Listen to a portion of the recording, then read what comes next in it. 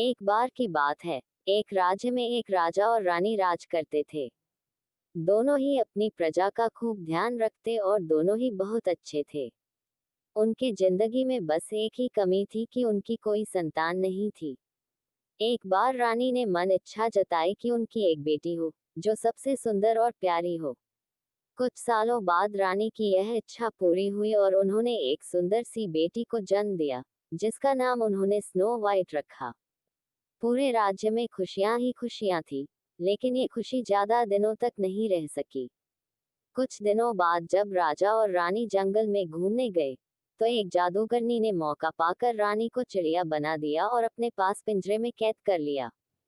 रानी के अचानक गायब होने से राजा को लगा कि रानी की मौत हो गई।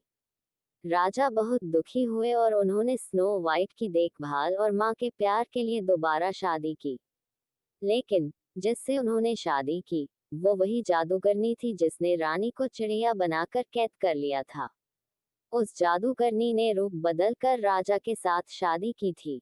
उसकी चिड़िया को देख स्नो वाइट बहुत खुश हुई और उसने वो चिड़िया उससे मांग ली। इस बात से अनजान कि वो चिड़िया उसकी माँ है, स्नो वाइट उसे बहुत प्यार से अपने पास रखती। उस जादूगरनी को स्नो वाइट के रूप से बहुत जलन थी। वो चाहती थी कि पूरी दुनिया में सबसे खूबसूरत वही हो। उस जादूगरनी के पास एक जादुई आईना था, जिससे वो हर रोज पूछती कि सबसे सुंदर कौन। हर बार आईने का जवाब आता, रानी आप तो सुंदर है ही, लेकिन स्नो वाइट आपसे भी ज्यादा सुंदर है। ये सुनकर उसे बहुत गुस्सा आता। एक दिन उसने फैसला कर लिया कि वो स्नो वाइट को मार डालेगी। इसके लिए उसने एक मंत्री को बुलाया और उससे कहा, जाओ, जाकर स्नो वाइट को मार डालो। मंत्री डर गया और स्नो वाइट को जंगल में ले गया, लेकिन उसे मार न सका। उसने स्नो वाइट को सारी बात बताई और उसे भाग जाने को कहा। स्नो वाइट दुखी हो गई और वहां से भाग गई। मंत्री ने वापस आकर झूठ बोल दिया कि उसने स्नो वाइट को मार दिया है। जादूगरनी रानी बहुत खुश हुई।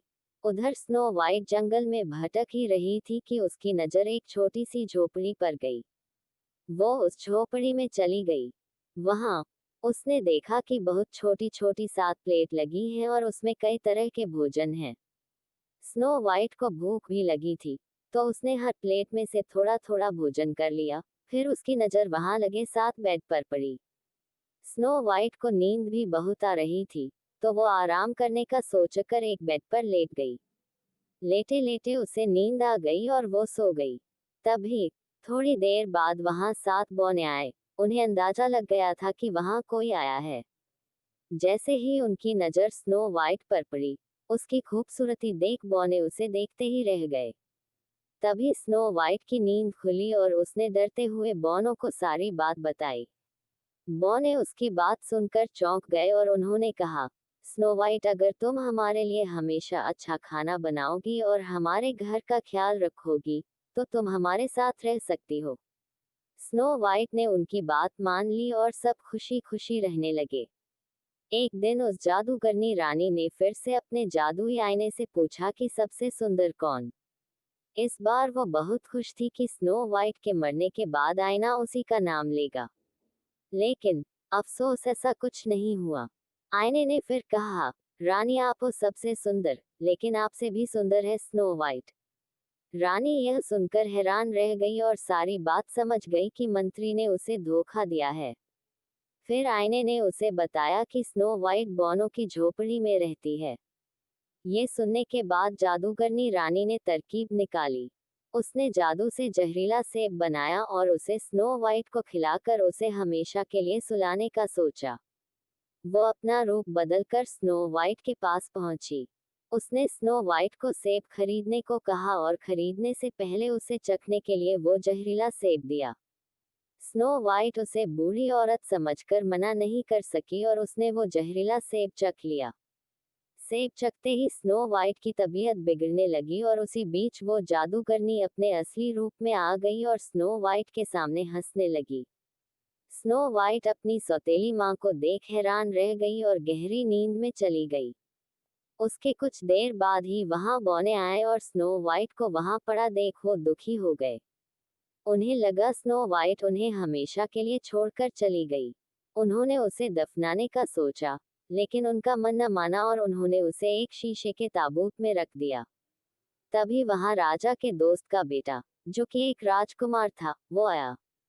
स्नो वाइट को देख वो चौंक गया और बहुत दुखी हुआ। उसने बौनों से स्नो वाइट के बारे में पूछा और दुखी होकर स्नो वाइट को ताबूत समेत अपने साथ ले जाने के बारे पूछा।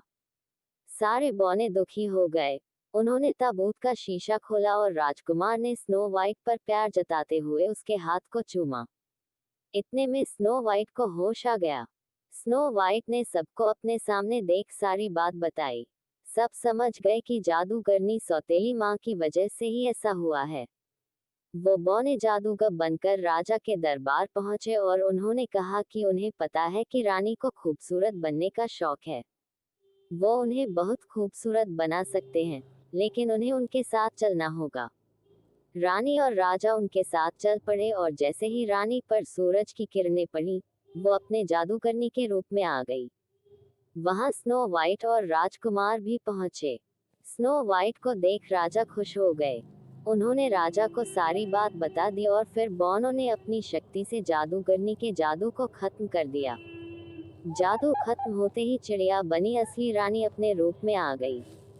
राजा और स्नो वाइट रानी को देख बहुत खुश हुए और जादूगरनी को बंदी बनाने का आदेश दे दिया। इसके बाद राजा रानी ने स्नो वाइट और राजकुमार के विवाह का आयोजन किया और बौनों को तोहफे दिए। सभी खुशी खुशी रहने लगे। कहानी से सीख। इस कहानी से यही सीख मिलती है कि बाहरी खूबसूरती से ज्यादा अंदर की खूबसूरती ज्यादा मायने रखती है।